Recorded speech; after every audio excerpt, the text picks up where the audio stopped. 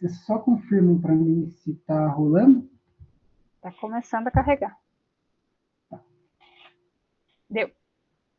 Tá. Então, pessoal, aí está meu e-mail. Se alguém quiser trocar uma ideia depois, fique à vontade. A gente pode bater um papo e seguir conversando ad eternum. Então, eu vou comentar um pouquinho da história. Eu acho muito legal comentar. Vocês falaram já do mistério, do abominável mistério de Darwin. Só que é legal pegar as cartas que eram trocadas, especialmente entre Darwin e Hooker, porque, assim, realmente foi uma discussão que estava muito em pauta, né?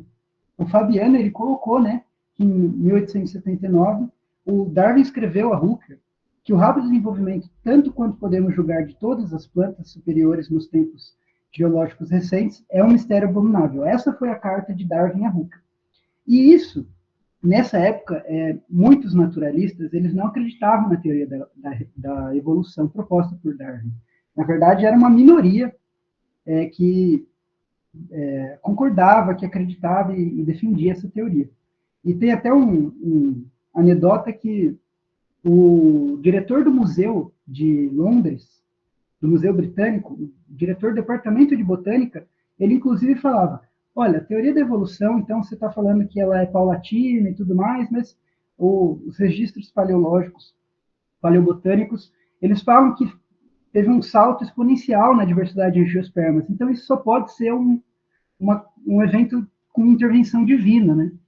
E daí Darwin até rebateu, ele falou, olha, não é divino, mas talvez tenha alguma coisa que a gente não conheça ainda muito bem que pode explicar isso. E ele até fala na carta que ele, uma outra carta que ele manda ao Hooker, que ele especulava que inclusive poderia existir um outro continente extremamente isolado perto do Polo Sul, que talvez tivesse alguma evidência que desse esse direcionamento da evolução não de forma tão repentina, né? Talvez fosse esse enigma que faltava. Ele não estava correto, né? E eu trago aqui um artigo do professor Klaus Lunau, que ele mostra exatamente esses gráficos que a professora Ana colocou desde o começo da aula, hoje à tarde, que é muito interessante, né? Ver como que teve esse crescimento e essa dominância de forma exponencial das angiospermas. E o curioso nesse artigo do professor Klaus Lunau, que ele traça uma relação com um dos grupos que são os mais importantes dentro da biologia da polinização mundo afora, que são as abelhas, né? Elas são responsáveis por a maioria dos eventos de polinização por vetores bióticos no mundo. Então, ele pega esse grupo de abelhas e coloca junto com essa filogenia das angiospermas, que está aqui em cinza, vocês estão conseguindo enxergar, meio sombreado? Então, mostra. Estão conseguindo enxergar, pessoal? Está rolando? Sim, estamos. Beleza. Mas, só aproveitando, seria interessante ocultar aí essa coisa do compartilhamento. Tá.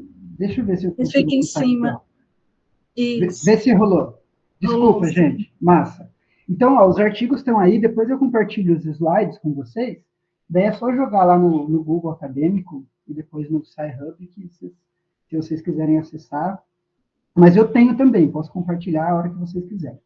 Enfim, voltando, então ele pega, né, a diversificação dos himenópteros, aqui ele coloca uma espécie como exemplo, a Trigona prisca, junto com o evento de radiação das angiospermas. E é muito curioso que são muito próximos esses eventos, né? Então, como que é tão raro, né, uma dominância de um grupo e acontecer em grupos completamente distintos, de outros reinos, né? No reino animal, os insetos, e no reino vegetal, as angiospermas. Do nada, um evento extraordinário, exponencial, um aumento de diversidade, de riqueza de espécies, os dois grupos ao mesmo tempo, né? Muito curioso. E isso é uma discussão que já vem há bastante tempo rolando. Será que, de fato, os insetos eles tinham uma importância para a diversificação das angiospermas? E, como a Ana disse, será que as angiospermas também tiveram um papel importante para a diversificação dos insetos? Então, aqui, você começa a ver, como a professora Ana já falou, que no Cretáceo, o crescimento do grupo de Coleóptera, primeiramente, que são datados como os primeiros polinizadores, ele cresce repentinamente bem de acordo com a radiação das angiospermas, né? E teve essa discussão que o Fabiano trouxe lá no artigo do Van der Kooi com o Jeff Ollerton, que eles voltam um pouco, né, surgem essa teoria de que, na verdade, as angiospermas, as primeiras angiospermas surgiram no fim do Triássico, né?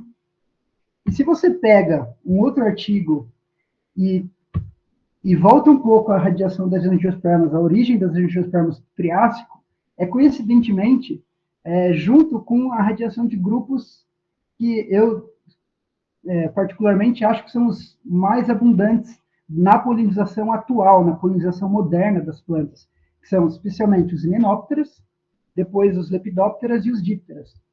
Eles têm um papel muito importante. Então, acho que estamos caminhando através dos registros fósseis a chegar numa ideia de que talvez a angiosperma o surgimento dela pode ter sido um pouquinho mais anterior, e junto com ela o evento da polinização. E o curioso de pensar é que a polinização a gente sempre vê, e de fato, na maioria das vezes, como um evento onde as duas espécies se beneficiam, né? Se a gente pensa na flor e no polinizador. Então, alguém saberia me dizer, por exemplo, o que o polinizador pode ganhar? Ele pode ganhar recurso energético, o néctar, o pólen e tudo mais. E a planta, em consequência disso, acaba tendo seus grãos de pólen sendo dispersos, né, por esses vetores bióticos. Mas o curioso, pegando esse artigo, é que o surgimento da polinização, ele bate justamente com alguns eventos muito próximos de consumo vegetal, mas eventos de antagonismos. Então, tem aqui os insetos galhadores, os mineiros de folha, né, aqueles que abrem aqueles canais nas folhas, e o consumo de pólen e néctar, mas não necessariamente a polinização. Por quê? Se a gente pega aqui, né, a reprodução das gimnospermas e acessa lá o micrósporo, né, tem o evento que vocês já comentaram da heterosporia e tudo mais, quando a gente olha certinho para o grão de pólen, eu acessei esse artigo aqui, que eu não conhecia, eu acabei conhecendo montando essa aula, e mostra o quão nutritivo é o grão de pólen, né? Então, de 14 a 20% de proteínas, de 30 a 70% de carboidratos e ainda tem um pouquinho de lipídio. Então, se você parar para pensar, ele é muito nutritivo. E o que fez, então, quando a gente volta, né, o ciclo reprodutivo das gimnospermas, com os cônios, os megaesporângios, microesporângios, isso atraía, especialmente o micrósporo, o besouro, os primeiros polinizadores, a consumir esse recurso. E, por consequência, ele poderia se sujar desse grão de pólen, e ao acessar o mega esporângio, o mega esporângio não, o cone feminino, ele poderia transmitir, né, ao micrósporo até rolar o evento de fertilização. E, como o Fabiano também já disse, não é tão incomum, apesar de ser predominante a animofilia, ou seja, a polinização por um vetor abiótico, que é o vento, mas não é tão incomum a zoofilia nas gimnospermas. E elas estão distribuídas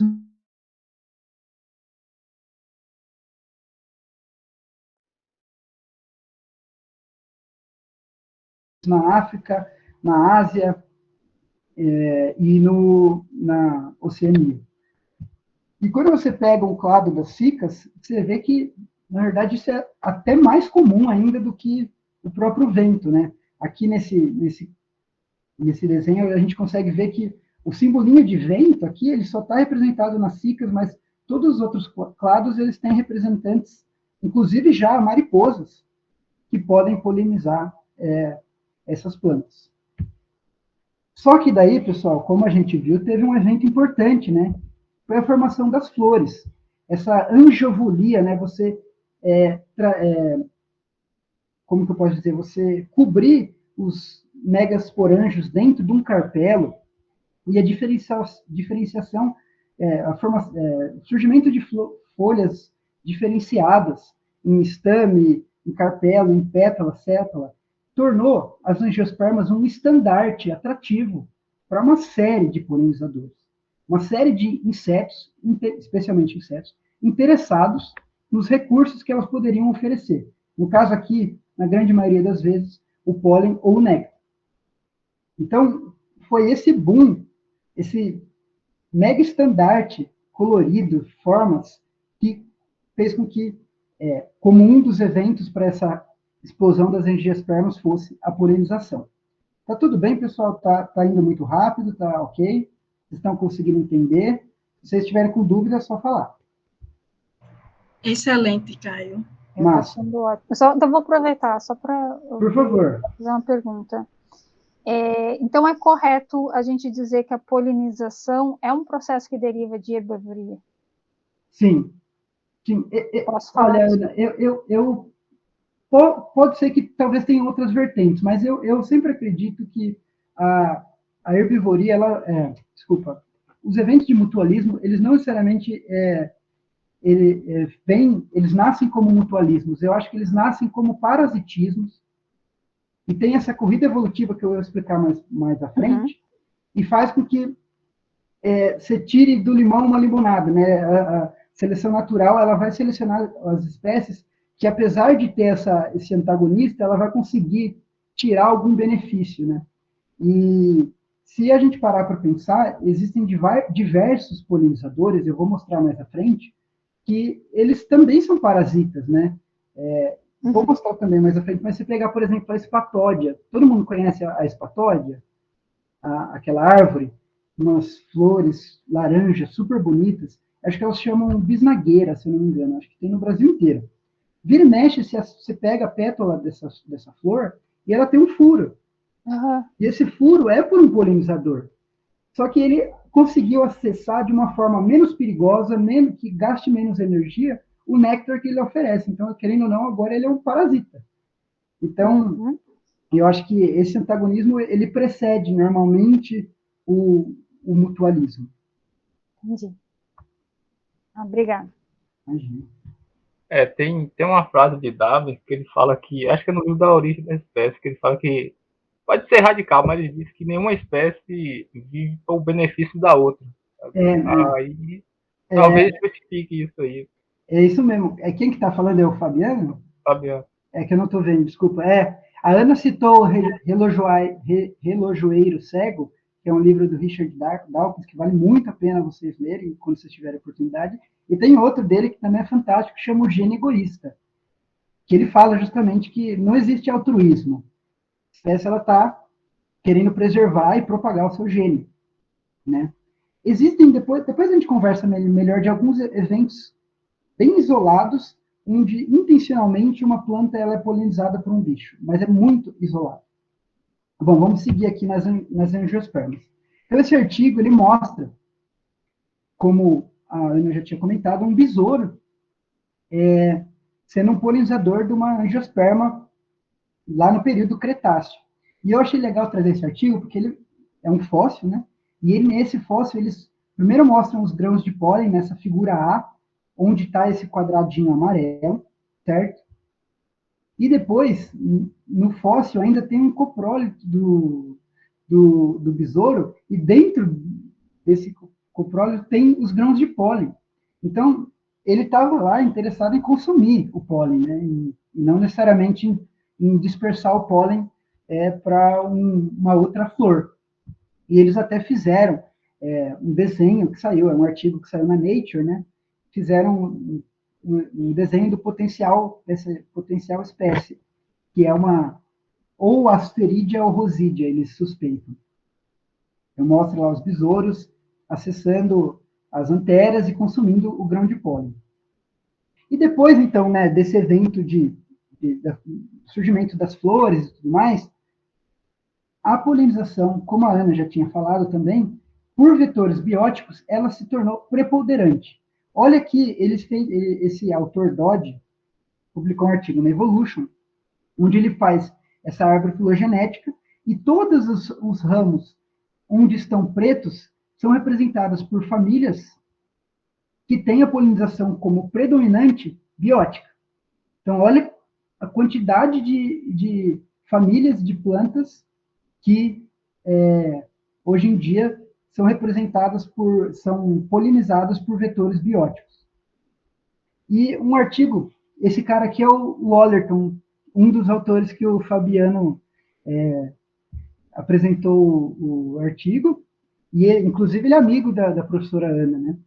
E nesse artigo, é um artigo super citado, super famoso, que ele lançou em 2011 com 2 colaboradores, que eu não me lembro o nome agora.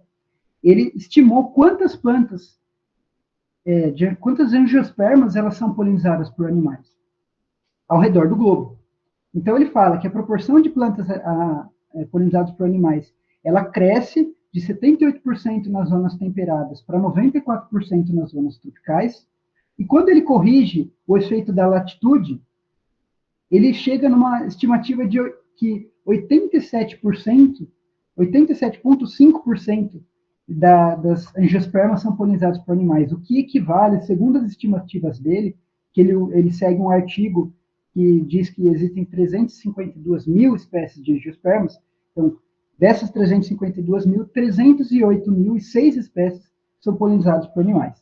Ou seja, é muito representativo esse evento dentro das angiospermas, né? E nesse outro artigo que é anterior a do professor Jeff Wallerton e colaboradores, eles mostram que, na realidade,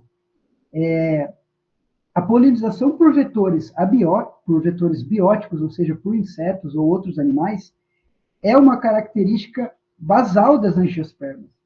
E que a polinização por vento, ela voltou a ser presente em algumas famílias, mas que, se você pegar a novidade evolutiva, seria o evento por polinização biótica.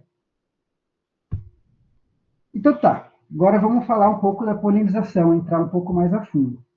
Eu já falei um pouco para vocês que a gente considera a polinização como um evento de 2 vias, né?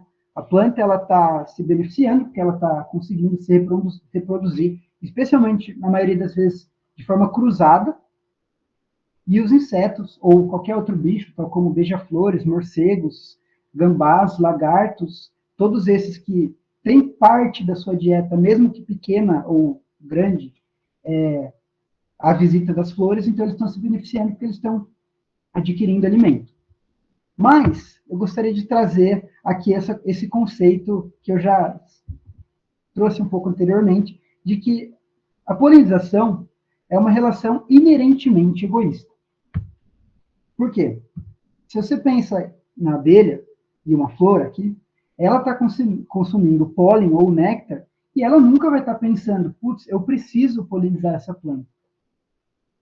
Ela só está consumindo néctar ou pólen.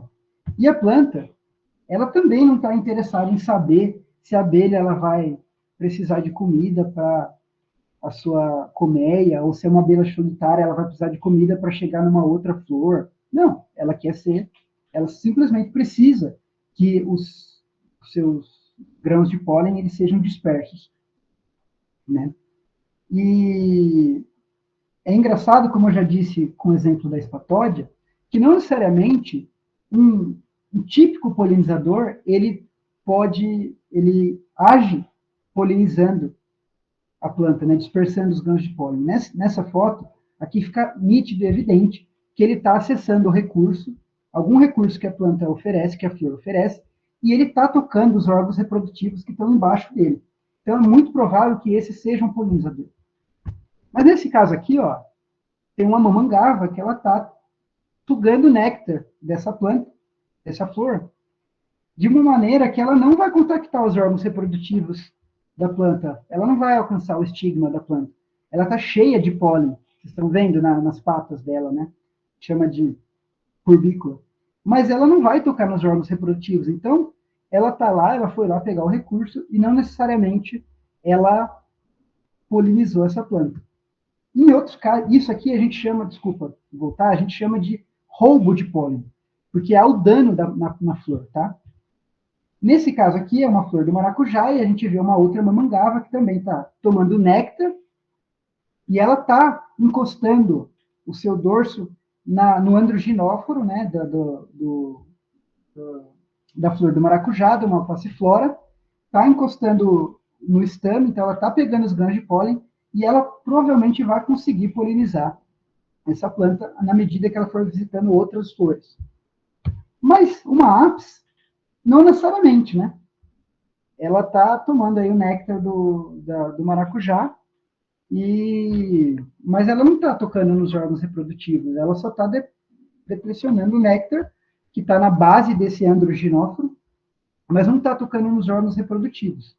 Vocês concordam comigo? Então, ela não está polinizando. E são esses dois eventos que fazem pressões seletivas, inúmeras, inclusive, para que a gente veja essa diversidade completa de flores. E isso o Darwin chamava de corrida evolutiva. Ele usa como exemplo flores de tubo longo e mariposas de tubo longo. Então, tem até o clássico estudo dele com uma flor, não sei se vocês já ouviram falar, uma orquídea lá em Madagascar. Vale muito a pena vocês irem atrás dessa história, porque é muito bonito. Mas assim, o que o Darwin previa? Ele previa que a evolução de flores com tubos longos, como um exemplo de corrida evolutiva, era fruto de uma corrida evolutiva entre plantas e agentes polinizadores. Por quê? Qual é o interesse, como eu disse, do polinizador? Nesse caso aqui, nesse exemplo, é tomar o néctar. E da planta é que ele encoste nos órgãos reprodutivos dela para virar um vetor, dispersar esse pólen. Só que o polinizador ele vai ter o aumento da sua probóscide, né, da sua língua, a gente chama de probóscide, ao longo do tempo, porque vai ter uma pressão seletiva para que ele consiga acessar o recurso energético, porque o néctar está alojado na base, né, desse tubo floral, então ele precisa ter um tubo longo para acessar esse néctar. Ao mesmo tempo, flores também vão ser selecionadas a ficarem maiores, ou seja, flores que tiverem tubo maior vão ter um fitness reprodutivo maior. Por quê? Se o tubo é muito grande, o polinizador, nesse caso a mariposa, ele vai ter que esticar a língua lá no fundo e quase que entrar no tubo para acessar o néctar. E é daí que ele vai encostar nos órgãos reprodutivos. Então, é essa interação e essa pressão seletiva que os polinizadores fazem e também as flores que pode explicar, então, pela essa esfera da polinização, essa rápida diversificação das angiospermas e dos insetos. Como a Ana disse, existem outros eventos muito importantes, como a poliploidia, e até uma forma otimizada de aproveitar os recursos, absorver os recursos pelas angiospermas, que também são evidências que podem indicar a rápida diversificação das angiospermas. Mas, assim como a Ana, eu concordo que talvez seja tudo isso em sinergia. E daí eu entro... Caio, só por favor, pode interromper. Em relação a mariposa, eu estava vendo tem um tempo, eu achei até interessante, porque eu não tinha pensado nisso. Porque em relação ao tamanho da probóscide da mariposa, em relação à polinização lá da espécie da planta, é que o material que estava lendo dizia que essa probóscide avantajada, grande, seria também uma estratégia de não ser predado por alguns indivíduos que estavam ali à espreita, sabe? Aí poderia ter uma estratégia também, mas eu nunca tinha pensado nisso também. Não, com certeza, eu acho que talvez, assim como a radiação das angiospermas, talvez a probóscide, o crescimento de uma probóscide, a tendência de ter uma probóscide longa, não necessariamente só tenha a ver com o acesso ao néctar lá no fundo, no disco nectarífero, na base do tubo floral. Pode ser sim, que predadores de espreita aí, tem muitas aranhas que costumam ficar na base das flores, também os louva-deuses, os louva-deus, na verdade. Eu acho que ele é monoteísta. Também eles podem ter essa pressão seletiva. Mas, assim, eu acho que a gente tem que pensar que são miscelâneas de pressões seletivas, eu depois vou falar um pouco mais disso, e elas podem levar um caminho, né? Elas podem contribuir para a seleção agir de tal maneira a selecionar um grupo dentro da população que tenha esse fitness mais, esse êxito reprodutivo diferencial, né? Bom, e voltando aqui, como que a gente pensa nas formas e formatos das flores, eu acho que não tem como não trazer aqui, já tentando trazer esse arcabouço teórico, o Stebbins, porque ele propõe o princípio do polinizador mais efetivo. E ele diz que as características das flores, agora sob uma perspectiva mais do polinizador, características das flores, elas são moldadas pelos polinizadores que as visitam mais frequente e efetivamente. Então, pensando num contexto de uma população que é visitada por uma série de polinizadores, o polinizador que visita ela mais, aqui eu estou falando de polinizador, tá? Não de roubo de néctar, de furto, nada, é polinizador. Realmente ele gera descendentes, ele faz o serviço de polinização, ele dispersa o pólen, tá? O polinizador mais frequente e que, no caso, mais efetivo, que gere mais sementes ou sementes mais saudáveis e tudo mais, ele vai ser o que vai gerar maior quantidade de descendentes férteis para as plantas, certo? E dentro esse pool genético que a planta pode ter, muito provavelmente, as plantas que têm um encaixe mais perfeito com esse polinizador vão sendo selecionadas. E é dessa maneira, então, segundo o princípio do polinizador mais efetivo, que as características das flores são moldadas ao longo do tempo. Aqui eu vou trazer um exemplo para ficar mais claro. E é um exemplo muito legal também, porque ele trabalha um pouco com invasão de espécies. Nesse estudo feito no Chile, pelo professor Rodrigo Medel e colaboradores, ele estudou essa planta aqui, Erythranthe lutea. E essa planta teve um longo embargo no Chile, porque trouxeram uma espécie de mamangava chamada bombus terrestres, que é essa primeirinha aqui, e os chilenos não queriam, mas os argentinos queriam, e daí trouxeram para a Argentina, e a abelha não sabe, a abelha sabe voar, não tem muro, então ela foi para o Chile, né? E ele viu nesse trabalho que ao passo que beija-flores, mariposas e as abelhas nativas que polinizavam essas flores, elas eram mais sazonais, elas não visitavam tanto, essa bombus terrestres, que era uma invasora, ela sempre estava visitando as plantas. Então, você olha aqui a frequência de visitação das abelhas, ela estava quase que igual nos 2 anos de estudo. E o que eles observaram? Que essa planta que era visitada por beija-flores, especialmente, e tinha um tubo longo, ao longo do tempo, ela teve uma tendência de diminuir o tubo, que está esse barra aqui para baixo, então diminuir o tubo floral e aumentar o tamanho da corola, que é exatamente mais ou menos o que uma abelha pode gostar, porque aumentando o tamanho da corola, você vai ter como se fosse uma plataforma de pouso. E diminuindo o tubo floral, você vai ter um acesso mais fácil ao que ela quer, que é o néctar.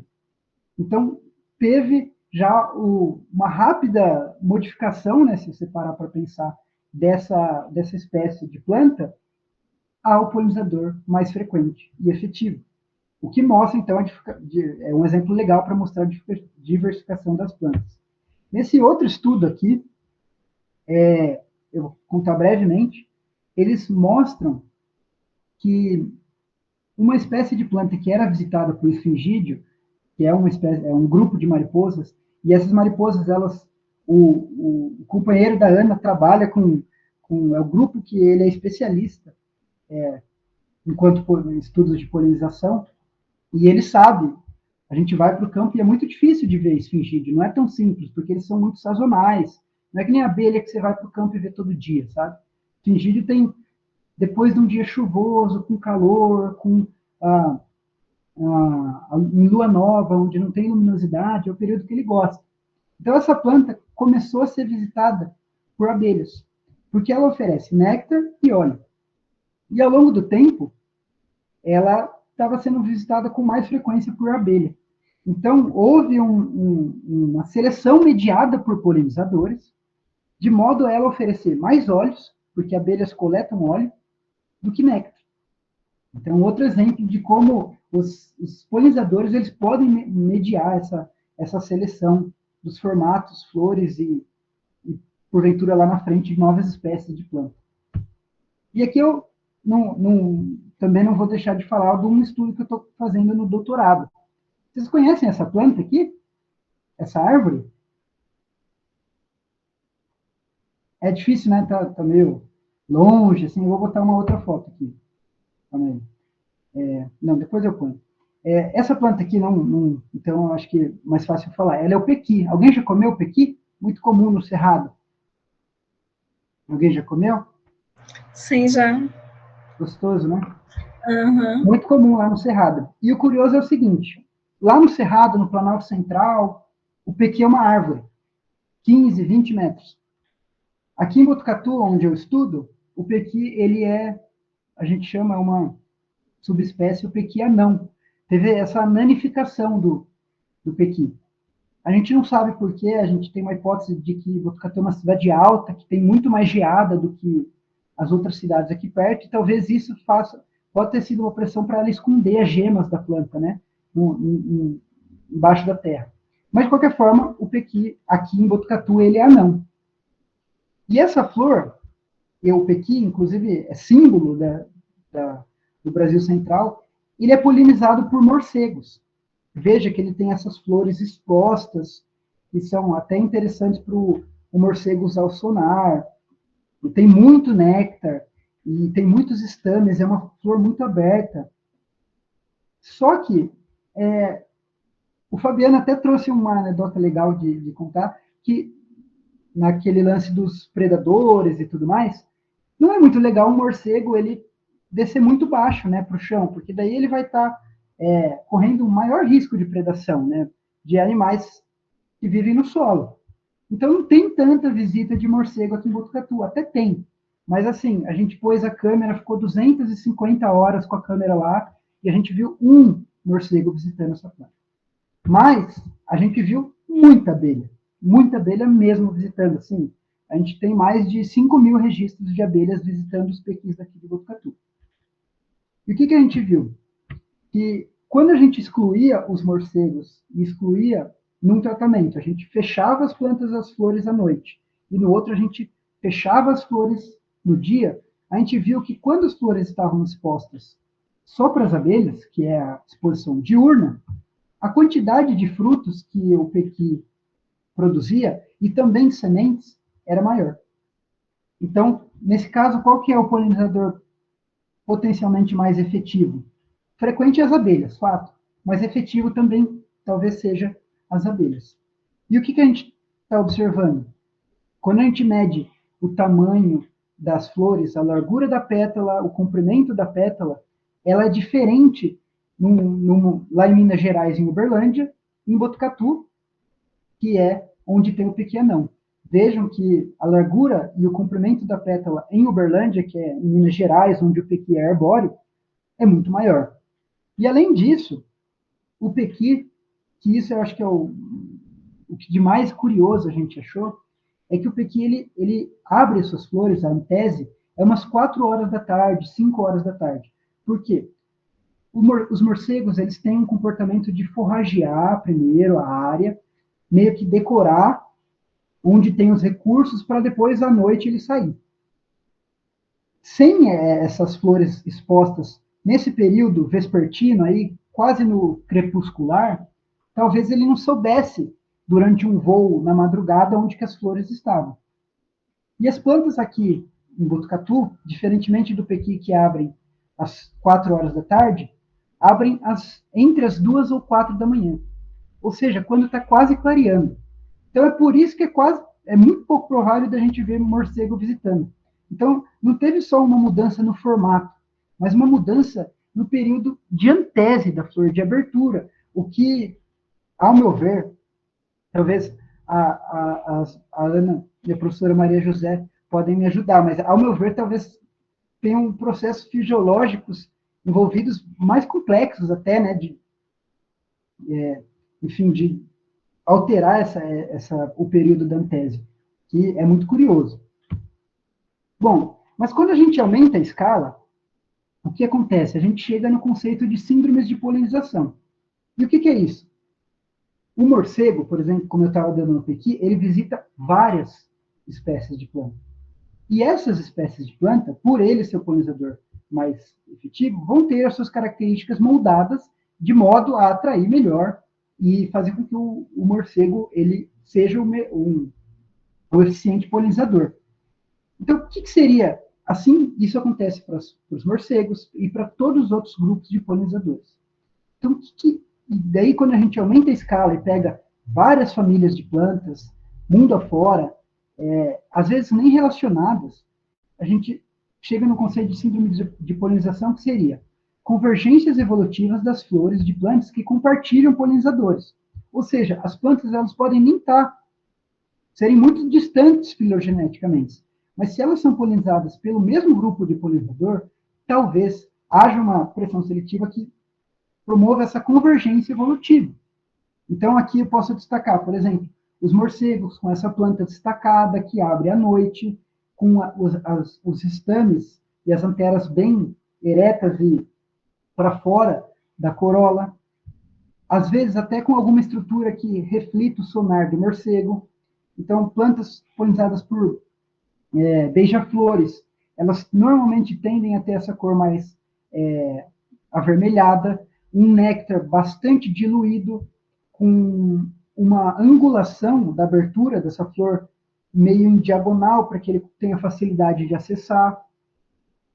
Os besouros, eles são muito comuns em visitar essas plantas da família Arácea, mas outras também, que têm alguns odores interessantes, e normalmente eles a emissão de alguns compostos que aquecem a flor para eles copularem lá dentro e acabarem dormindo, passando a noite, enfim.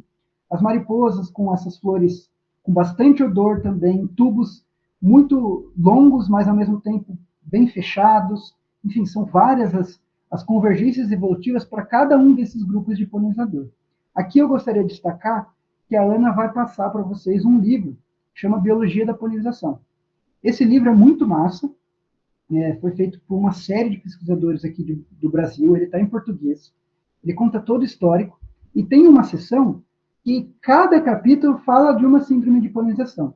Então aqui eu dei uma breve pincelada, mas no livro vocês vão ver que vai ter, para cada uma das síndromes, então esfingofilia, palenofilia, quiropterofilia, enfim, todas elas vai ter um capítulo explicando todas essas convergências que as espécies têm. Legal?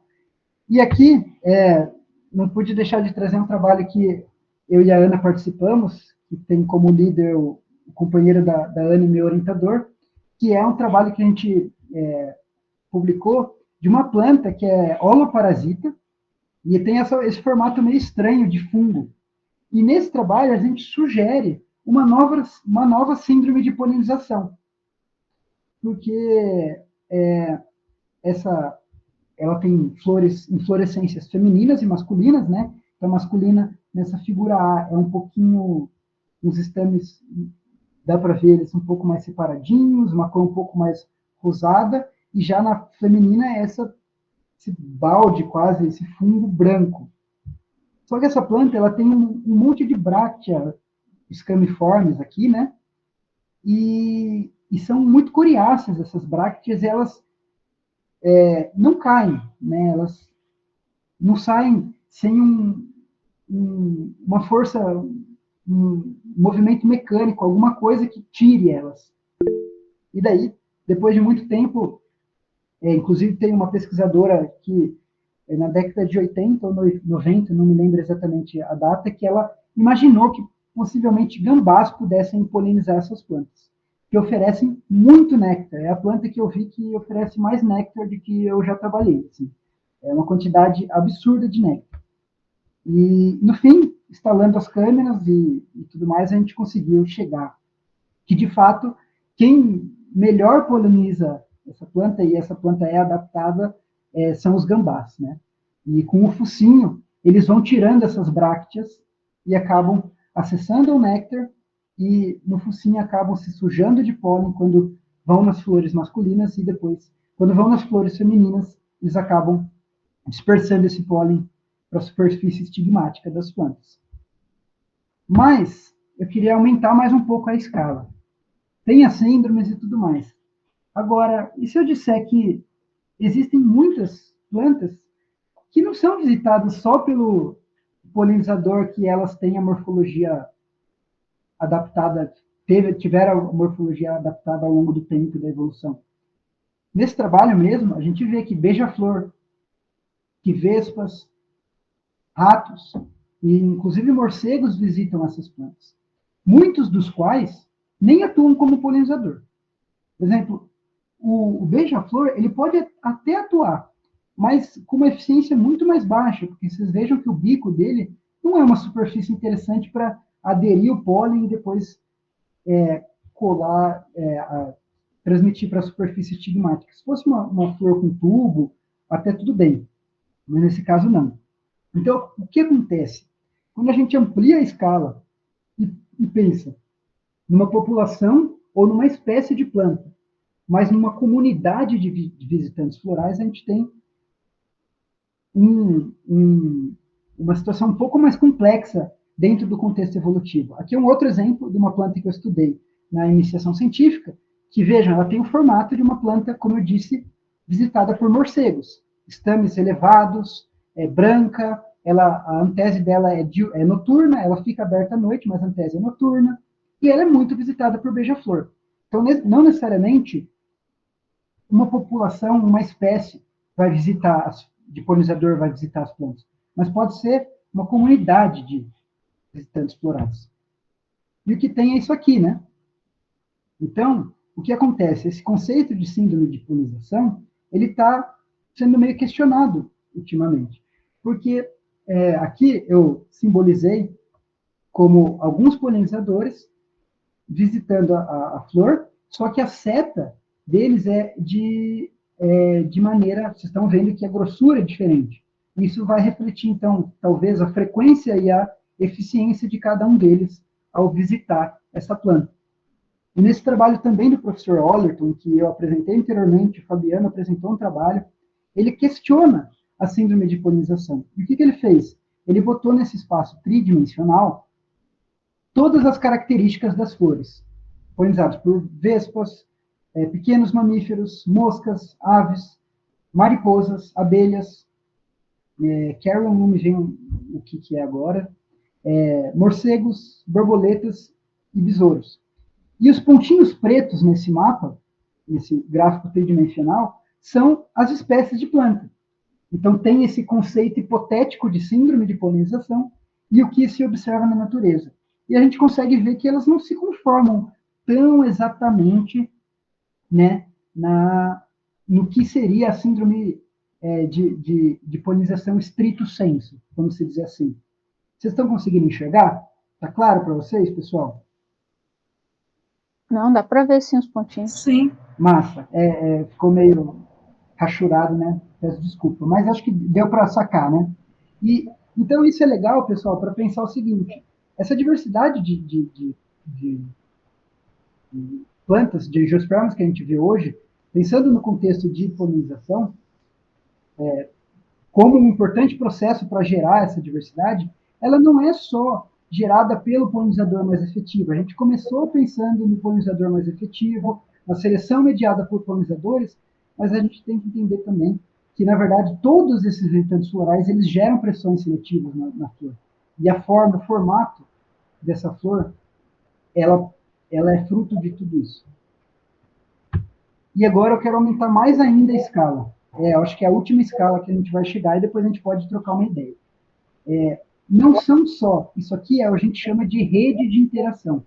Não são só vários polinizadores que polinizam uma espécie de flor, de planta, mas são vários polinizadores envolvidos em interações com diversas espécies de planta. E o interessante de tudo isso é que, indiretamente, essas plantas estão interagindo. Vocês concordam comigo? Se a gente pegar aqui, por exemplo, a seta maior aqui que está saindo do beija-flor. Vocês conseguem ver? A seta mais grossa aqui. Ele está interagindo... Aqui vai para a rosa. Que vai para a segunda flor. Ela está interagindo com essa flor. Mas, indiretamente, essa flor está interagindo com o girassol, aqui em cima. Porque se você passar o nó da flor rosa, que é a segunda, para o beija-flor e depois para a flor, para o girassol, você vê que tem uma relação indireta.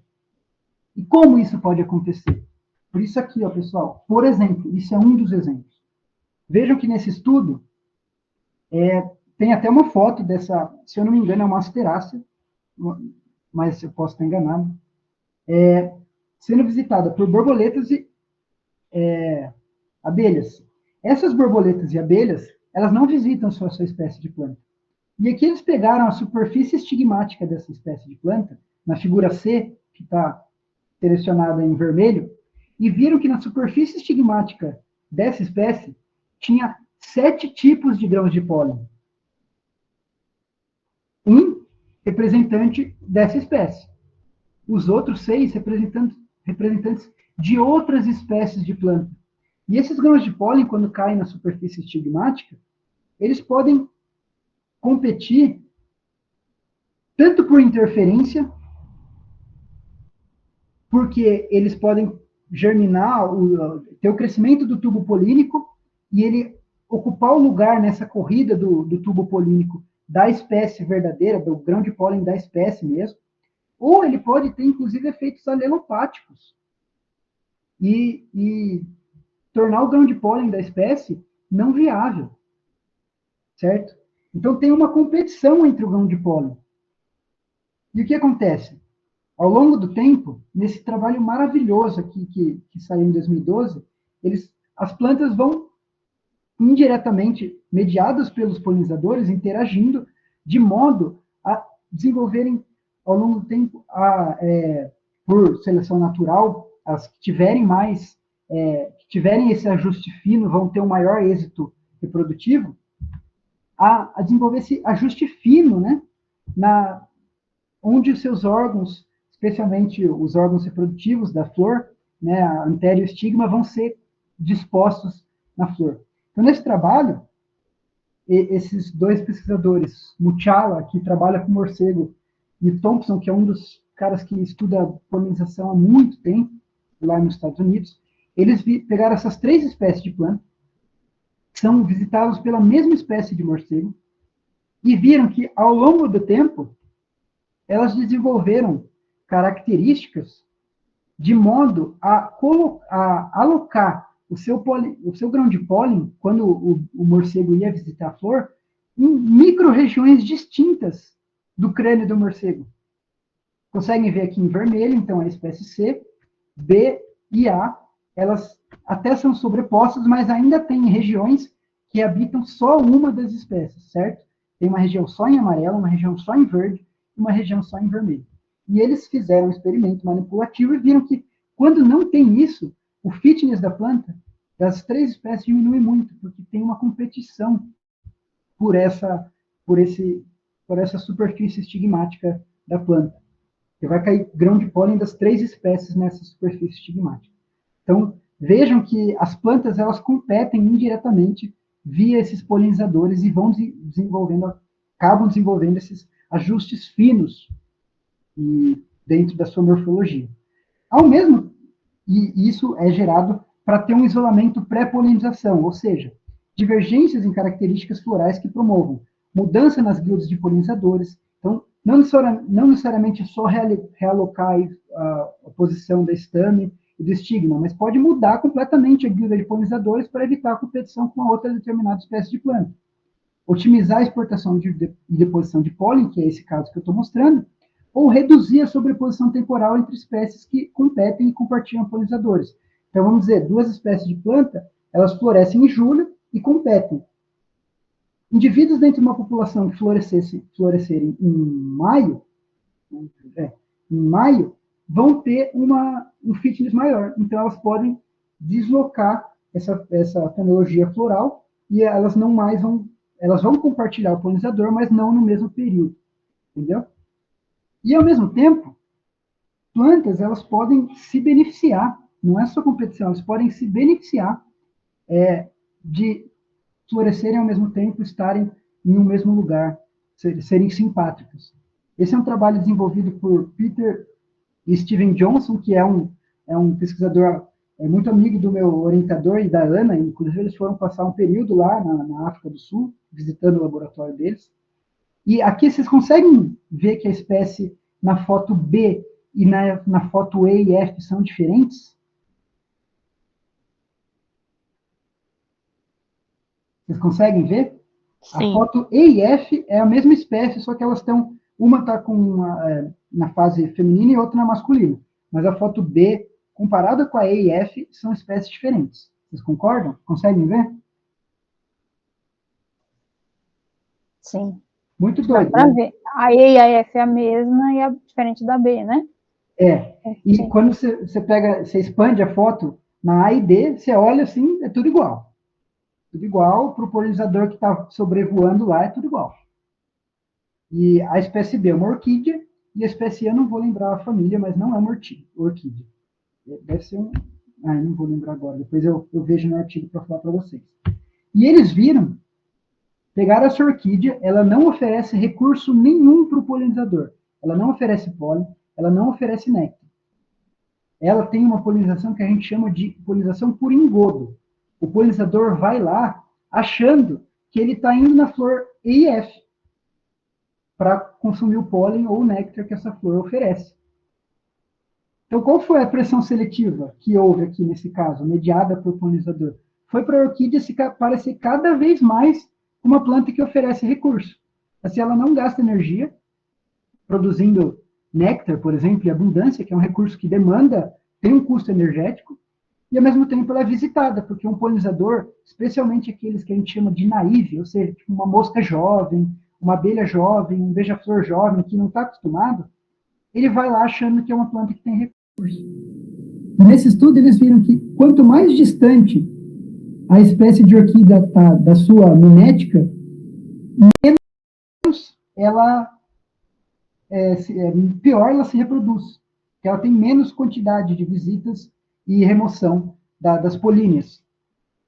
E eles também isolaram as duas plantas e puseram juntas, e viram que a proporção de plantas que têm o pólen removido nessa orquídea é maior quando ela está em simpatria, coflorescendo com essa espécie E e F. Então, é um efeito magnético, né? A E e F, ela magnetiza, ela atrai os polinizadores para a comunidade, e essa planta B, ela mimetiza e é visitada e é polinizada por engodo. Então, vejam que tem essa interação planta-planta, tanto como competição quanto com facilitação. No meu trabalho de iniciação científica, para finalizar, a gente estudou isso. Essa planta aqui é o ingavera, muito usado em área de restauração, e na nossa área ele foi plantado em uma densidade absurda. Assim. Tinham que restaurar uma área de cerrado. Para começar, eles puseram um monte de árvore, porque esse ingá é uma árvore. Então já começaram errado, mas eles só puseram ingá. E ao longo da fenologia do ingá, a gente via que, tipo, quando ele começava a florir, ele exibia 5 flores por indivíduo. Mas no pico da floração, ele exibia 500, 1000 flores por indivíduo. Então a gente conseguiu ter uma oferta de recurso para esses beija-flores diferente.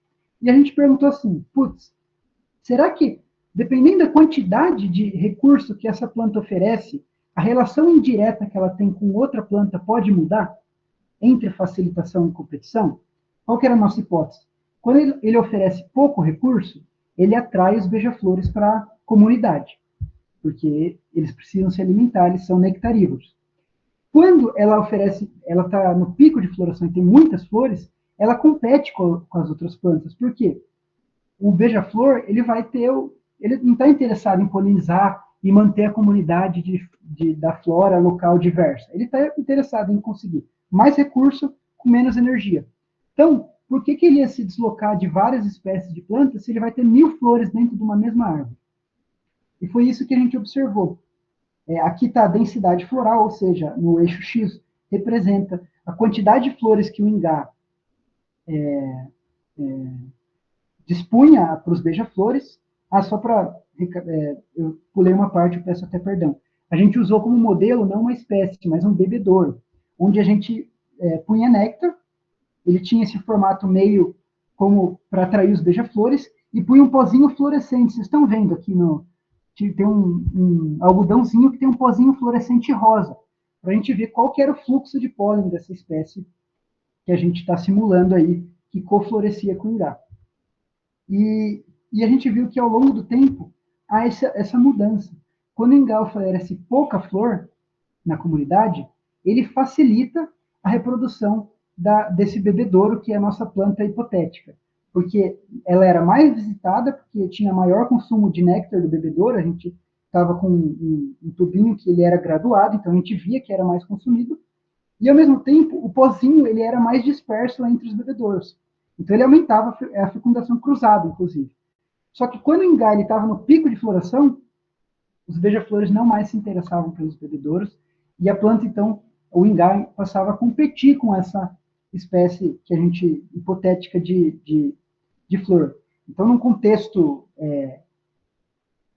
real, essa espécie talvez ela tivesse que, seria selecionado nessa espécie, se ela não fosse excluída da comunidade, alguma estratégia pré-polinização que fizesse com que ela ou deixasse de florescer, ou especialmente só florescer com ingá, talvez até enquanto ele não tivesse muita flor, porque daí ela só ia se beneficiar da facilitação, mas não ia competir com ingá. Certo?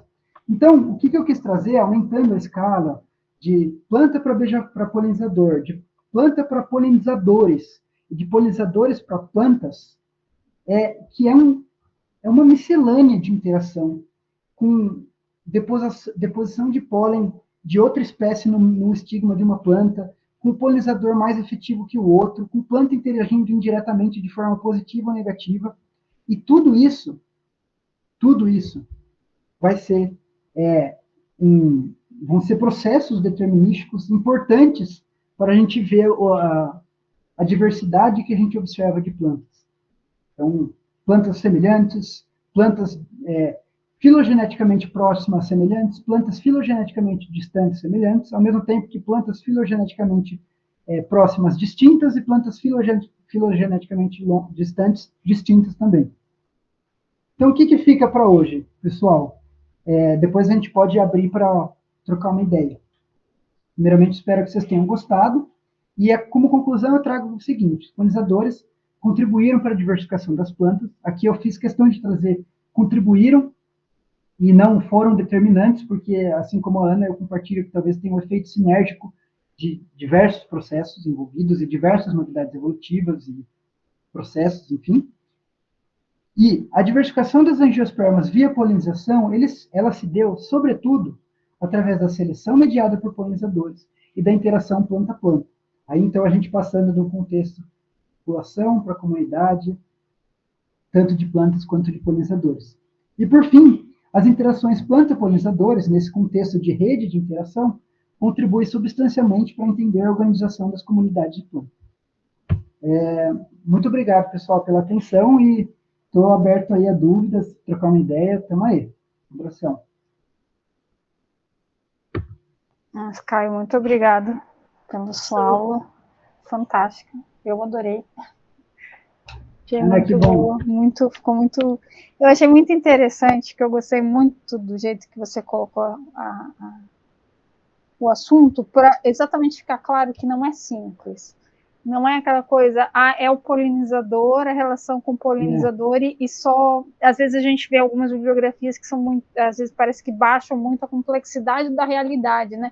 Porque essa interação da planta com o polinizador não é uma coisa simples, assim, só o polinizador vai lá coletar o seu recurso e a planta explora um serviço de polinização. Não, é muito mais amplo, né? Você tem muito mais interações e detalhes, né? Que ainda mais esse último slide que mostrava várias setas grossas, setas finas, e mostrando como as coisas se relacionavam, que é bem importante ficar isso na memória de todos, de que quando vocês lerem coisas mais...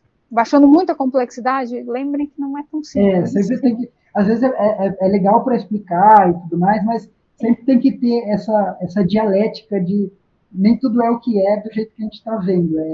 As coisas mudam e tem muitos processos envolvidos, e aqui, né, a gente não está falando também de herbívoros, de florívoros, de dispersores de semente, um monte de coisa que pode estar afetando em menor ou maior grau.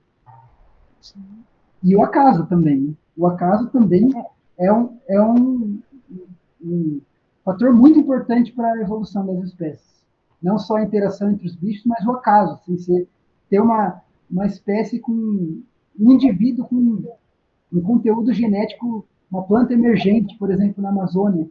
Esse é um trabalho importante recentemente, falando que ela é fundamental para a diversificação das espécies, porque elas guardam um conteúdo genético de milhares de anos, né? Como você disse, ela está se reproduzindo anualmente há 400 anos. Se tem um raio nessa planta, muda a história local da evolução. Local, né? Isso é interessante de pensar. Eu não sei se alguém tem alguma pergunta já que tinha reservado para fazer. Não, a princípio, só realmente parabenizar. Excelente, adorei, Caio, a didática, o conteúdo, excelente. Show de bola. Muito obrigado, professor. Obrigada a você. Eu lembro, não sei agora qual grupo, não lembro, mas assim, eu lembro, acho que era uma ordem, não consigo lembrar nesse momento, que a sinofomorfia da ordem era a polinização pelo vento, por exemplo. Então, assim, não é uma coisa tão desconexa. E está nesse livro de complexidade que você falou, não lembro qual era, não sei se nem se era poálise mesmo, não lembro, mas era a polinização pelo vento. E a poácea, pelo que eu li recentemente, ela foi um regresso à polinização pelo vento. Os grupos que originaram ela eram polinizados por animais, e daí ela regrediu para o vento. E no caso, poácea, né? E a Erocaulace... a ordem, e depois tem essa... E a Erocaulace tem novos estudos agora, como você disse, eu vi que você falou, você deve trabalhar com elas, né? Flores muito pequenas, diminutas, e todo mundo achou que era pelo vento. E agora tem estudos saindo que tem animal que visita, tem até produção de néctar em algumas espécies. Isso, a gente sempre diz que a flor da Erocaulace é o tamanho de um cromossomo. Quando pensa que a inflorescência tem ali 50, 100 flores, e por aí você vai, né? Porque aquilo ali não é uma flor, né? Que todo mundo acha. Uma inflorescência. Então a gente diz que a flor é o tamanho de um cromossomo. Caramba. Um cromossomo pequeno. Não estou falando de ligária, não, viu, Ana? Não se anime, não. Não é ligária com 40 micrômetros, não. Acho que Rose levantou a mão. Acho que tem uma pergunta. Sim, na verdade é uma curiosidade. Essa polinização por engodo é mais comum nas orquídeas? Porque a minha pergunta que eu tinha deixado aqui guardada, eu pensei, vou deixar as pessoas perguntarem primeiro. Porque eu vejo mais falar das orquídeas. É exatamente a pergunta que estava guardada aqui. Que legal, que legal. Eu não sei, e eu acho que até é um trabalho legal de se fazer, assim, porque eu acho que não tem na literatura. Eu acho que é legal esses trabalhos que dão, tipo, proporção, que nem esse do Jeff Ollerton e tal, porque eles batem o martelo numa coisa que pode servir para depois desenvolver estudos evolutivos e tudo mais. Eu acho que não tem um estudo falando qual que é o maior grupo por polinização por engodo. Sei que tem, por exemplo, nas Aristoloquiáceas, sabe aquela que tem um tubo, então a mosca vai lá, acha que o cheiro é um cheiro de carne, dela entra no tubo, se suja, depois cai os tricomas do tubo e ela consegue voar. Tem isso, mas eu acho que é orquídea. A orquídea é um grupo muito diverso, a gente tem feito um trabalho aqui com o meu orientador, que é o companheiro da Ana, para entender quantas plantas no mundo tem néctar, e nas orquídeas é 1/3, mais ou menos, tem néctar. É só 1/3? 2/3. 2/3. É 60%. Então, esses outros 40% não produz néctar. Mas, ao mesmo tempo, é difícil ver orquídea polinizada pelo vento. E tem né? Eu também não conheço. Existe, né? Então, o que esses 40% é? eu chutaria que ela é, sim, um grupo maior, e a maioria das plantas, das orquídeas, talvez, que não produzem néctar é por engodo. Seja enganando uma outra planta, ou seja enganando um outro bicho. Porque tem muita orquídea que ela engana uma abelha. O formato da flor tem até o cheiro, às vezes, de uma abelha. E o zangão vai lá e poliniza por engodo também. Ele acha que é uma abelha, tenta se reproduzir com a flor e acaba polinizando. Então, tem estratégia. A orquídea é um mundo à parte. A orquídea é um mundo à parte. Eu desconfio que num comeria de aula, não precisa nem esperar o último, ou já pode ter um tema aí de revisão para o texto final dela. Já. Muito legal. Já levantou uma... Porque eu sempre que eu leio sobre polinização por engodo, sempre os exemplos são orquídea. E eu estava com essa dúvida para te perguntar se tu conhecia uma referência, alguém que tivesse já quantificado se polinização por engodo é mais frequente em orquídea que nas outras famílias. Eu e Rose estava aqui trocando. Não, mas é um trabalho muito legal. Eu acho que não tem. Posso estar enganado, mas eu acho que não tem, Ana e Rose. E é uma coisa legal, porque às vezes dá até para ver. Meio que seguindo do trabalho que a gente fez do Néctar lá com o Felipe, que você vai pegando de família por família, dá para ver de onde surgiu, né? Na filogenia, se são eventos paralelos. Eu acho uma coisa legal de para estudar isso.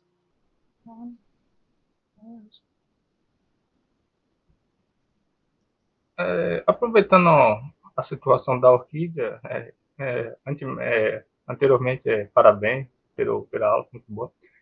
Uma vez, em relação à orquídea, uma vez eu tinha visto uma que tinha uma espécie de abelha, acho que era da bulbo, assim, aquelas maiores, que ela visitava, só que a polínia grudava nela de um modo que ela não conseguia voar. E não sai fácil a polínia quando gruda ali nas costas. Parece que tem um chiclete ali. Aí ela ficava, de certa forma, vulnerável. Ficava no chão e acabava ficando vulnerável aos predadores. Acho que não sei se ela era a polinizadora mais eficiente para aquela situação e que acabou caindo numa espécie de armadilha e pagou pelos danos. Eu acho que pode ser um evento que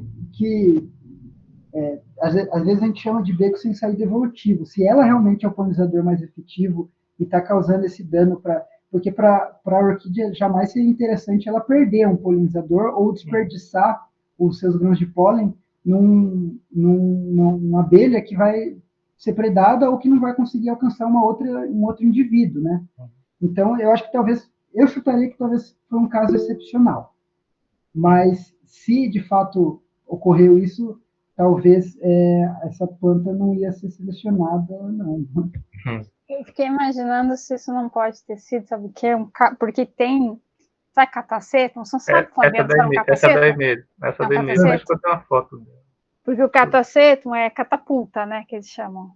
Que o polinizador encosta num gatilho que tem ali na base e a polinária inteira, né, que o Caio está falando, porque imagina, pensa que para uma orquídea, para uma planta perder pólen por um polinizador pouco efetivo, é ruim. Para uma orquídea, é fatal, porque vai tudo numa vez só. Não tem essa coisa de você entregar um pouquinho de pólen para um pouquinho de outro para o outro. Não, a hora que vai todo mundo junto, né? E aí, no cataceto, ela é jogada com muita força contra a abelha. É uma porrada na abelha. Então, se foi uma abelha que não era o polinizador mais efetivo, uma abelha menor, com um corpinho menor, mais fraquinha, aquela porrada pode ter sido tão forte para ela que ela não conseguiu voar. Então, normalmente são as abelhas mais porradinhas, assim, que aguentam a porrada, mas elas não voltam. E por isso que se imagina que tenha sido uma vantagem para os catacétons terem as flores femininas e masculinas separadas. Cataceto não é hermafrodita, né? Cataceto aí tem floração feminina e depois ele tem floração masculina. E a morfologia da flor é bem diferente da feminina e da masculina. E acredita-se que, porque quando o polinizador leva essa porrada da polínia, esses bichos têm capacidade cognitiva, ele aprende assim, não vou voltar aqui nunca mais, né? Porque eu vim aqui, levei uma porrada, nunca mais volto. E aí isso faz, ele acaba indo na feminina. Porque se a morfologia da feminina e da masculina fossem idênticas, possivelmente, como a masculina joga a polínia com muita força, ele não voltaria naquela morfologia. Então, talvez você ter morfologias diferentes da feminina e masculina favoreça a polinização, uma vez que a planta é um pouco violenta, né? Na hora de entregar seus grãos de pólen. Tiro, porrada e pólen. Acho que o Flávio levantou a mão também. Parabéns, Caio, pela apresentação. Não é porque o Fabiano falou a respeito de polínia, e a professora Ana Paula acabou meio que complementando, e como é um saco muito grande, né, de pólen que fica aglutinado, a pocinácea tem isso também. Em vez de ser um saco único, igual o de orquídea, ainda é um saco duplo. Então, tem que ter um sistema de presilha que garanta que o polinizador leve, embora não perca aquilo, né? Tem um trabalho do Cocucci, da Argentina, que em apocinácea eles ainda vão fazendo uma corrente de transuladores. Assim. Vai grudando 300 assim e vai levando. Então, eu acho que a tendência da planta é fazer que o polinizador segure aquele recurso e não perca, né? Problema do polinizador, se ele vai continuar polinizando ou não, mas que leve aquele embora e que não perca aquela massa gigantesca de pólen. Parabéns. Esse trabalho é muito legal, Flávio. É uma corrente muito bonitinha, né? E ele conseguiu uma foto muito bacana. E fica assim, né? A última flor é que vai ganhar, né? Porque vai aderindo, é só a última que o resto fica como se fosse a corda para o último alcançar. Uma vez eu apresentei esse trabalho, teve uma amiga minha que falou que parece que no caso de apocinácea polinizado por mosca, né? Parece que a mosca está segurando uma bolsinha e sai para passear com a bolsinha. Muito engraçado.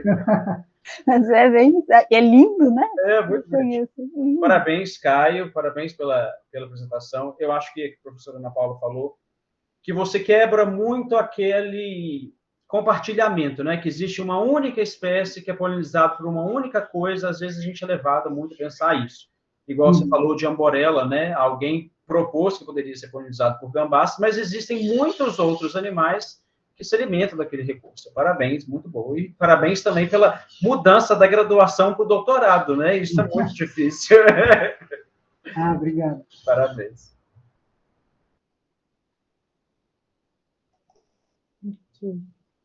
Só outra coisa, eu mandei o link do vídeo da abelha. E em relação à abelha também, sobre polinização, tem alguma espécie que poliniza visitante noturno, no caso de abelha? Tem. Abelhas noturnas? Sim. Sim, tem. Tem um grupo das pitiloglossas que elas visitam à noite, e elas inclusive visitam o pequi, lá que a gente estava falando. Elas são umas visitantes bem frequentes, assim, elas chegam por volta das 3 da manhã e ficam até umas 5 e depois vão embora. A gente tem um maquerium no quintal, que é uma leguminosa, né? Nasceu aqui. E ele tem perfume final de tarde, assim, e aí de noite fica lotado de abelha também. E elas são muito bonitas, assim, porque quebra até um pouco o nosso paradigma mesmo, o rotineiro, o cotidiano, né? Tipo, uma abelha à noite. É curioso ver, é muito curioso.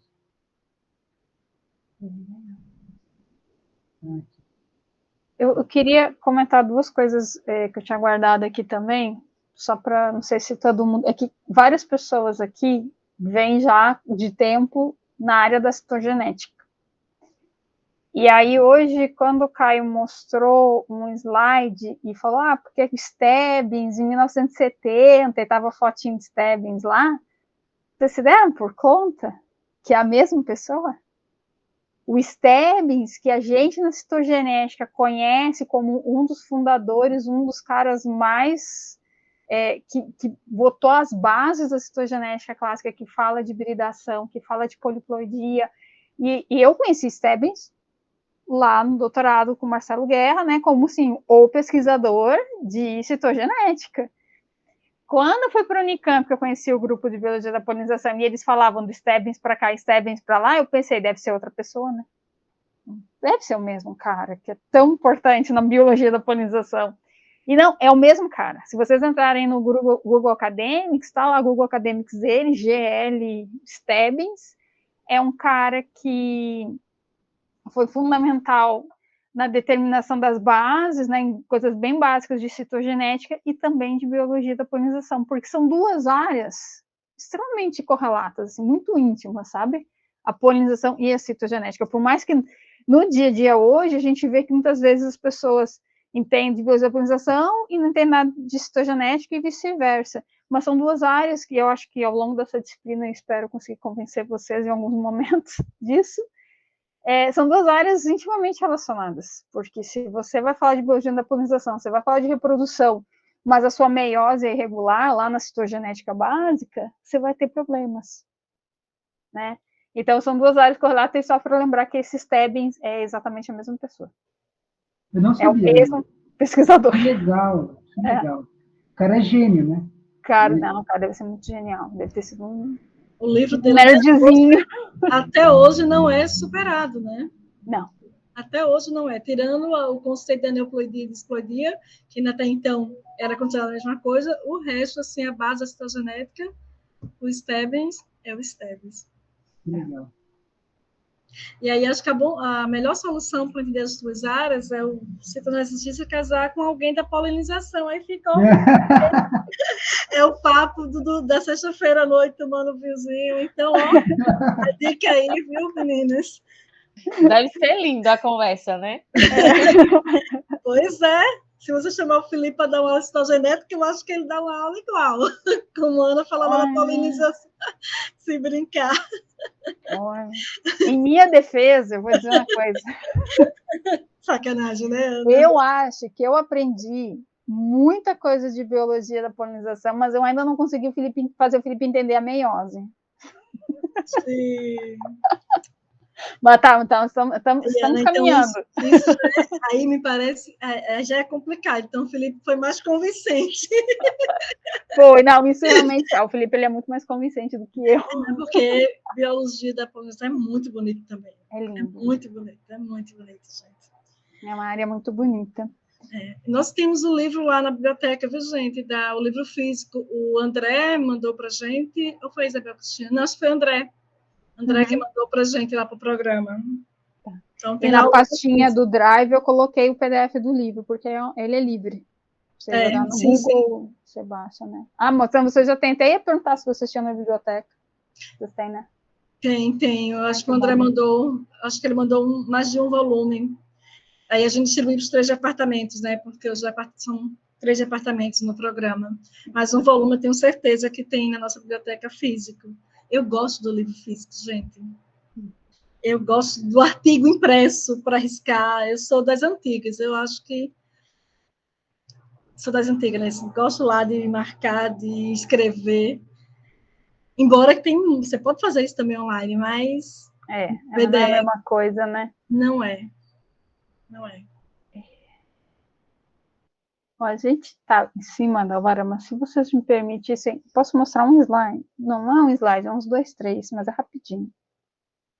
Só porque é um comentário que eu acho muito legal desse artigo do Klaus, que o Caio já mostrou.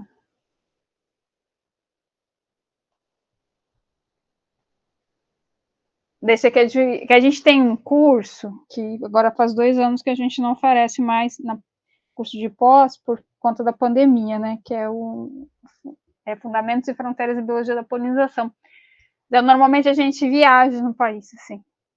A gente não viajou muito ainda, né, mas a gente foi em alguns lugares aí. Essa aqui é uma partezinha de uma aula que era exatamente sobre o Abominável Mistério. Deixa eu ver se eu consigo projetar. Esse aqui é aquela imagem do... Ai, peraí, não deu errado, né? Vou deixar assim mesmo, não complicar. Da abelha e a diversificação aqui da abelha. O que eu fiz uma vez foi pegar esse artigo aqui, só para já fazer o link com as próximas aulas também. Nesse outro artigo de 2011, o Jal, acho que não sei pronunciar corretamente, mas ele pegou a filogenia datada aqui de angiospermas, né, tá aqui em cima, e ele posiciona neste cladograma alguns grandes eventos de poliploidia, de duplicação. Então, esse WGD seriam as duplicações completas do genoma. Então, são momentos da história que a gente sabe que em diferentes grupos de planta você consegue rastrear historicamente na genômica um evento ocorrendo na mesma época. Então, eles estipulam e dão até esses nomes com letras gregas, assim, existe um grande evento que ocorreu aqui por volta de 250 milhões de anos, porque este evento a gente detecta em diferentes plantas não relacionadas, esses eventos parecem sempre ter ocorrido. Então, a gente tem alguns eventos, temos esse evento aqui na base de Gimnosperma e Anjo, tem esse outro aqui, roxinho, azulado aqui, na base de Angiosperma, que inclusive é um evento que bate com a datação dos genes que determinam a morfologia da flor, porque os genes que determinam a flor, eles não surgiram em angiospermas. Inclusive, eles têm homólogos lá em algas ainda. E são os mesmos genes que coordenam a formação das pinhas em gímino, por exemplo. Então, são os mesmos genes, só que eles estão duplicados em relação às gimnospermas, em relação aos outros grupos, e a datação da duplicação desses genes bate com essa duplicação completa do genoma. Então, a gente imagina que essa duplicação do genoma permitiu, com a duplicação gênica dos genes que relacionados com a formação das pinhas em gímino, e agora dando origem, coordenando a formação da flor em anjo, a duplicação genômica foi responsável, foi que garantiu e permitiu o surgimento da flor. E com o surgimento da flor, a interação com os polinizadores animais, né? E se a gente coloca, o que eu fiz uma vez foi colocar essa árvore datada aqui com a árvore do Klaus Luhmann aqui em cima. E aí eu editei lá para ficar laranjinha a árvore das plantas e vi pela datação a árvore da abelha. Na verdade, pelo artigo do Klaus, a abelha teria, essa bunda diversificação das abelhas teria surgido depois desse evento de duplicação genômica que deu origem aqui na base das angiospermas. Então, a poliploidia teria antecedido o boom das abelhas. E da mesma forma, se a gente juntar com... Deixa eu ver aqui esse próximo aqui. Vou pular aqui um. Se a gente jogar esse mesmo... Porque alguém poderia dizer assim, mas o problema é que você está jogando com abelha, mas quem poliniza os grupos basais de angiosperma são besouros, então vamos comparar com besouros. Mesmo a gente comparando a datação e a diversificação dos besouros, o evento de poliploidia, aqui é um artigo que mostrava a diversificação dos besouros, e as taxas aqui de diversificação estão aqui no verdinho, e esse rosa aqui, fui eu que coloquei, porque eu peguei pela data do outro artigo e coloquei este evento aqui, que aqui está em roxo, joguei aqui em ver quando que foi o evento de duplicação genômica e quando foi que ocorreu a diversificação dos besouros, para ver se era concomitante ou se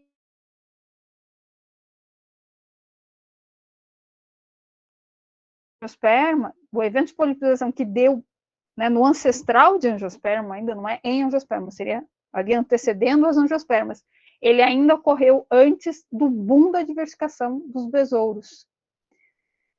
O que pode sugerir, né, nessa coisa de sinergia entre os diferentes fatores, que talvez a duplicação genômica das angiospermas tenha permitido uma diversificação desse grupo.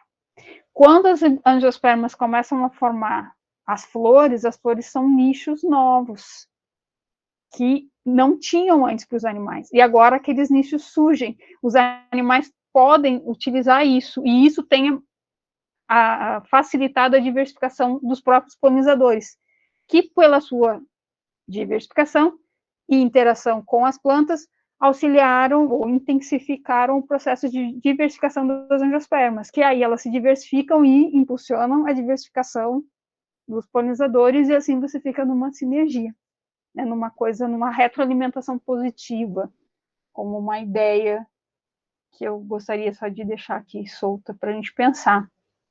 Então, não é uma coisa que eu imagino que sem essa poliploidização, sem essa duplicação genômica permitindo, né, você ter cópias duplicadas de todo o genoma, permitindo o surgimento de muitos genes e muitas estruturas novas por consequência, e isso tem impulsionado toda a diversificação, tanto das angiospermas quanto dos polinizadores que se associaram às angiospermas. Então, eu só gostaria de deixar esse ponto aqui, porque a gente vai voltar em poliploidia, né, nessa disciplina. Então, lembrem dessas poliploidizações aqui, esses grandes eventos de poliploidizações ao longo das angiospermas, porque cada evento desse, você duplica o genoma e você permite que essas cópias duplicadas sofram mutação sem efeitos danosos para o organismo, né, porque ficam mascaradas pela outra cópia funcional. E quando essa mutação gera função nova, isso te gera variabilidade, o que impulsiona a diversificação e a evolução, né, porque não tem evolução sem variabilidade na base, né? A gente precisa de variabilidade genética. Ok? Só para a gente juntar a citogenética com essa coisa da aula da biologia da polinização. Eu lembro dessa aula, quando você deu lá em Campinas. É. E aqui em Botucatu também, você não assistiu? Não, eu só fiz a de Campinas, eu era no primeiro ano, acho, né? Aqui em Botucatu. É muito legal essa aula. Né? Dessa aula todo ano. Esse assunto eu acho fantástico, assim, que é a soma dos efeitos, dos eventos, né? Não é uma separada, não é um evento ou outro, na verdade é a soma, né? Sim, com certeza.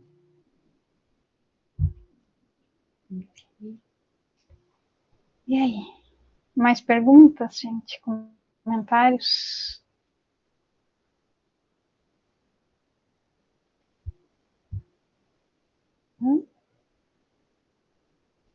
Também, se as dúvidas vierem ao longo da semana, vocês podem perguntar, podem escrever para o Caio, pode perguntar que a gente possa as perguntas, não tem problema não. Fique à vontade, por gentileza. Então, gente, eu vou aproveitar para agradecer mais uma vez a presença do Caio, a palestra, eu achei fantástica, gostei muito espero que vocês tenham aproveitado, gostado também, de que levem com vocês essa ideia que os eventos não são únicos, né, mas não, eles são somados e eles são bem complexos. Eu achei muito legal essa coisa da escala, da gente sair, né, ele foi subindo na escala e a gente vendo até ver redes de interações e tal. Espero que vocês tenham gostado, tanto quanto a gente gostou também, Lia também sei que gostou. Então, muito obrigada, Caio. Obrigado a vocês, gente. Muito obrigada. Adorei. Quando precisarem, estou aqui. Obrigada. E, bem, gente, muito obrigada pela presença de vocês hoje. E a disciplina condensada todo dia, o dia inteiro, né? A gente vai se ver daqui a pouquinho. A gente só vai dormir um pouco e volta. Bom resto de disciplina para vocês. Espero que aproveitem bastante. Obrigada. Obrigada, Caio.